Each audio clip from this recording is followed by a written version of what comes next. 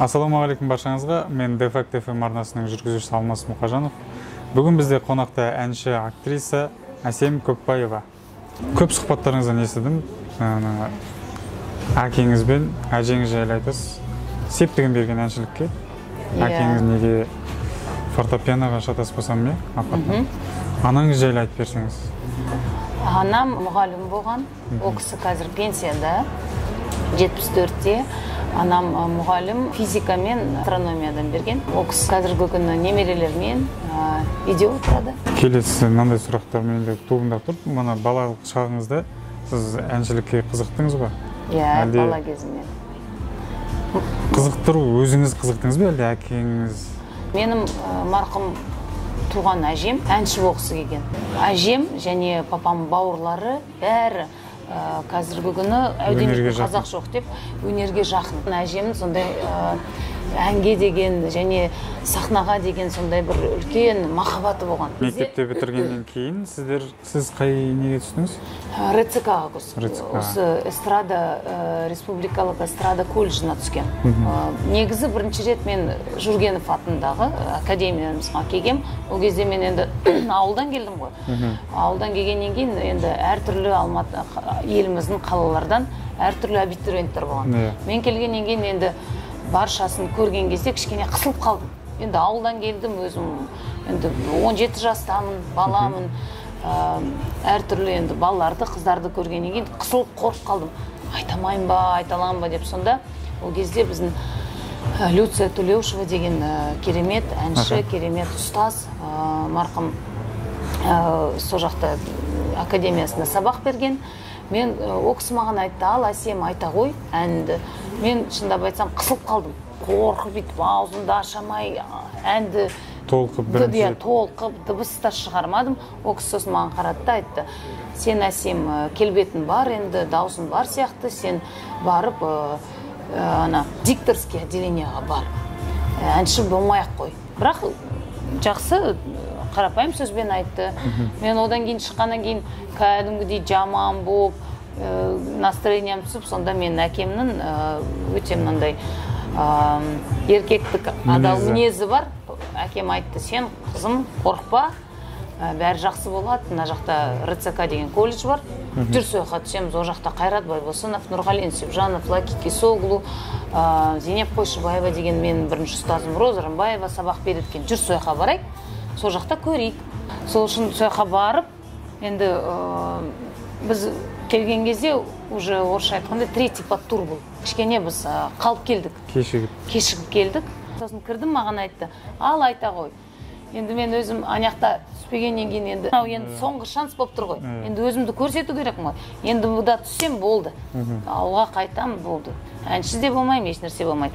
Содан кірдім де мәссаған деп өлең айттым. Содан кейін шыққаннан кейін концертмейстеріміз болатын, иманды болсын, жақсы кісі Геннадий Моисеевич Сирота деген. Ол кісі шықты ма? Шығып менің әкеме айтты: Әсемге Зейнеп апайдың көзі түсті, Әсем ұнады, болды, қызыңыз түсті деп айтты. Сөйтіп, Аллаға шүкір, оқуға түсіп, грантпен бітіріп, қызыл диплом алып, 1-2 жылдай жұмыс істеп, Мәскеу қаласына кетіп, сол жақта повышение квалификация курста оқып. Сол Мәскеу жайлы оқуға кетер кезде ата-анаңыз уайымдамады ма? Болмаса қарсы болмады ма? Бармай қойсайшы қызым деген сияқты айтты ма? Жоқ, әкем үлкен қолдау көрсетті. Әкем қайта ол кезде қаражат болмады. Енді Мәскеу қаласы өте қымбат. Ол курсыға барғаннан кейін енді ақша төлеу керек қой. Ол жақта Ресей мемлекеті, Қазақстан емес, осында грантта оқысам да, ол жақта бізді ешкім күтпейді. Ешкім бізге қаражат төлеп оқытпайды. Содан кейін әкемнің мәшинесі болған Мазда деген. Жаңа мәшинесі. Әкем өте үлкен қолдау көрсетті. Мәшинесін сатып, қызым міне саған ақша, бара ғой оқы деп, сондай үлкен қолдау көрсетіп, әкем көмектескен. Өйткені мен үшін ол кезде шетел болды. Қазақстаннан мүлдем ешқайда шықпаған бала болатын ол кезде. Қиналғанда оқуға түсіп қиналған жоқпын ол жағынан, бірақ адамдардың қарым-қатынас жағынан кішкене қиналдым. Өйткені олардың менсінбеушілік болған шығар. Ондай болмады, шын айтам, енді шындықты шынды деп айту. Ондай болмады, бірақ мен түсіндім, олар біз мен өткені Қазақстаннан болғаннан кейін бізде менталитет басқа. А олар енді орыс халық болғанымен және Ресей халық болғанымен олардың менталитеттері мүлдем басқа. Курстарды бітіргеннен кейін бір жылдай Мәскеу қаласында жұмыс істедім. Әншілермен А-студио, Батыр марқұм тірі кездері, Мұрат Насыров, Азиза Мұхамедова деген әнші, Ринат Ибрагимов, Роза Рымбаева келген, біздің Ұлытау келген, сондай бір үлкен концерттерге мен қатысып, орысша айтқандай разогревте ән айтқам. Енді ол кезде өзімде 22 жаста болдым. Өзімде түсінбейтін қай жолға түсем, әнші болғым да келді, актриса болғым да келді, не істеймін. Бірақ бала кезімнен соны армандайтын. Киноға түсем ғой, ән айтсам ғой деп. Сондай бір үлкен арманым болады. Әншісі ретінде бірінші. Ол Ресейде басталды ма, сол әлде Қазақстанға келгеннен кейін? Ол мен в ГИК-та екінші курс оқып жүрген кезде Қазақстанға келіп тұратынмын ғой енді. Сонда бір келгенімде Болат Боранов деген тамаша композитормен таныстым. Ол Болат Боранов айтты, менде мынандай ән бар, жалт етіп өткен деген ән, сен оны тыңдап көр, сенің көңілінен шықса, саған ұнаса, давай жаздырайық, мен сол әнді саған беремін. Сол әнді естігеннен кейін жүрегіме бірден қатты жақын болды да, өте ұнады. Давай мен онда осы әнді сенен сатып алайын. Ол кезде Қазақстанда Максим Сергеевич деген керемет рок айтатын орыс жігіттер болған. Топ, керемет. Ол кезде олар жарған кәдімгідей рок айтып, мынандай 4 па 5 жігіт, орыс жігіттер күшті ән айтатын енді. Сол Болат Боранов мен сол жігіттермен таныстырып, осы жігіттер саған аранжировка жасайды, сен соны айтасың. Енді олар мені шақырғаннан кейін мен өзім естідім, мынандай енді эстрада жанрында емес, және де басқа жанрында емес, именно поп-рок жанрында сол жалт етіп өткен жасады. Маған өте ұнады. Бала кезімнен осы роктың стилі деп айтсақ болады, жанры маған жүрегіме жақын болды. Өйткені біздің қазақ елімізде терме бар. Мен бала кезімнен екінші класста оқып жүрген кезде Виктор Цойдың әндерін тыңдағам. Ағам бар, Қанат деген, сол ағамның арқасында сол рок жанрымен танысқан себебім Виктор Цойдың бірінші әндерін естігем, маған өте ұнады. Маған басында осындай кісі қонаққа келеді, осыны зерттеп ал деген кезде, рок әнін айтады деген кезде гүрілдеп айтамын деген сияқты ой келді. Қазір келеді бір кісі есікті теуіп ашады, мынандай үстінде қап-қара кожаный куртка киіп алған, жыртық-пыртық джинсімен дәл сондай болды. Сөйтіп ойлайтын. Рок әншіліктен кейін сізде халық әніне ауыстыңыз. Халық әніне ауысқан. Қиын болмады ма? Ол бәрі орысша айтқандай. Басқа жанрда айту қиын ғой негізі? Ол орысша айтқандай бәрі естественным путем болды. Өнердегі әкеміз деп айтамыз, Қобызшы аға маған айтты, мен айттым, Еран аға, маған мысалы әншілер айтып жатыр, неге рок айттың, енді халық әндерін айттың. Ол маған айтты, әсема, қаның қазақ, елің қазақ, жерің қазақ, қазақсың. Кім саған жоқ айтпа деп айтады. Мен сонда ойланым, кәдімгідей енді елдің көңілінен шығып жатса, маған өзіме ұнаса, неге мен айтпаймын? Айтам. Сіздерде Тенгри тобы ма, әлде әсем, сосын бар Тенгри тобы ма? Негізі мен Тенгри тобы деп айтам, бірақ Ерлан ағамыз айтады, әсем ол дұрыс емес, өйткені сенің өзің атың бар, әсем деген. Сол үшін сен әсем және Тенгри деп айт. Жақын арада сіздерде не өтті? Шатаспасам, The Spirit of Tengri деген. Ол жақта жан-жақтан... Біз оған үлгермедік. Биыл бірақ, биыл болғанда осы Алматыда болғанына үлгермедік. Құдай бұйыртса, осы Түркістанда, қыркүйекте, 23-ші қыркүйекте Түркістанда өтетін Spirit of Tengriға біз қазір дайындалып жатырмыз. Соған қатысамыз. Ол жаққа басқа мемлекеттерден де басқа мемлекеттерден келеді. Түркия елінен, Әзербайжан, Венгрия, Грузия елінен, Франция, Қырғызстан, Өзбекстан әр түрлі мемлекеттен келеді. Ол бір керемет Батыр ағамыз иманды болсын бастаған үлкен жоба.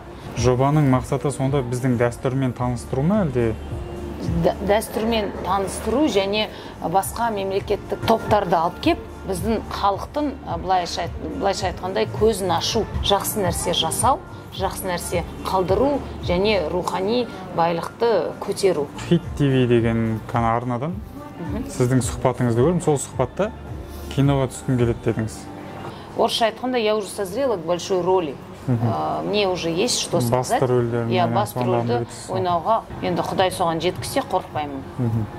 Қандай жанрдағы киноға түскіңіз келеді? Драма, мелодрама деген секілді? Негізі өзіме жақын жанр драма.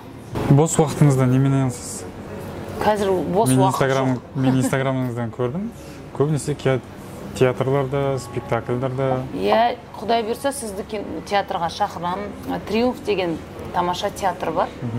Театрда өнер көрсетесіз ғой, да? Частный театр.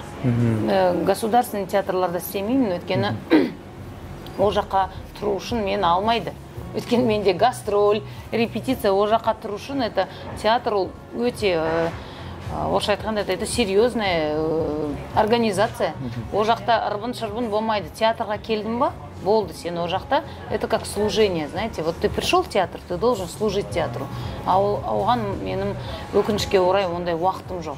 Өйткені қызым бар, және де басқа тобым бар, және де мұндай гастрольдарым бар, осындай түсірілімдер бар. Театрда істеу үшін сен бәрін тастап, кәдімгідей күнде таңғы 9-дан 6-ға дейін жұмысқа келіп... Театрда профессионально жұмыс жасау үшін? Өте қиын. Театр деген ол киноға қарағанда ол өте қиын нәрсе. Ал оқымаған адамдар киноға түсіп атады, соларға қалай қарайсыз? Блогер деген секілді мәселен. Иә, дұрыс айтасыз, ондай қазір көп, өте көп. Оқымағандар да бар. Мен ойлаймын, егер мұндай адамдар киноға түскілер келсе, онда адал жұмыс жасасын. Хотя бы кішкене курс өтсін. Хотя бы кішкене түсінсін сахнаға шыққан кезде, және киноға түскен кезде мен не істеп жатырмын. Сахна – это киелі жер, сцена – это ответственность. Жаңа қызыңыз жайлы айтып қалдыңызшы. Қызыңызды өнерге бересіз бе, әлде өнер жолына қызықпай ма? Қызым өте өнерлі қыз, өйткені әкесі режиссер, актер, және әкесі радиостанцияларда істеген, радиода істеген, және дубляжда көп жыл істеген адам. Мен өзім өнер адам болғаннан кейін қызымыз енді қайда барады? Бәрі бір Алланың қолында. Егер қызым осы жолды таңдаса, егер мен шын көңілмен көрсем, осы қызым мен ұқсап, әкесі ұқсап, өнер жолын кәдімгідей адал, жақсы сүйсе, жанын салып, кәдімгідей қырысып, бірдеңке істегісі келсе, әрине мен қайда барам? Мен қызымды қолдаймын, қызыма көмектесемін. Ары-бері гастрольда көп жүресіздер, қызыңыздың тәрбиесі ауыр емес пе өзіңіз? Аллаға шүкір, ата-анам бар, бауырларым бар, және әкесі жағынан да бауырлары бар. Атасы, апасы болсын, ол кісілер 100 жасасын, сол кісілердің тәрбиесін көріп жатыр, солар өте үлкен көмек береді. Бауырларыма көп рахмет, мұндай қиыншылық көріп жатқан жоқ. Алдыңызда қазір болашаққа қандай мақсаттарыңыз бар? Ой, мақсаттар өте көп. Бірінші мақсатым осы Қазақстан елімізді аралап, осы топпен өнерімізді көрсетіп, сондай мақсат бар. Және де киноға түсу, және де біздің жастарға бір тамаша бағдарламалар көрсету, біздің қазақ еліміздің қандай аспаптар бар, қандай біздің әндеріміз бар, және мақсаттар көп енді. Оның бәрін айта берсем, өнер адамдар фаталисттарымыз ғой. Сол үшін қазір айтсам, ол болмауы мүмкін.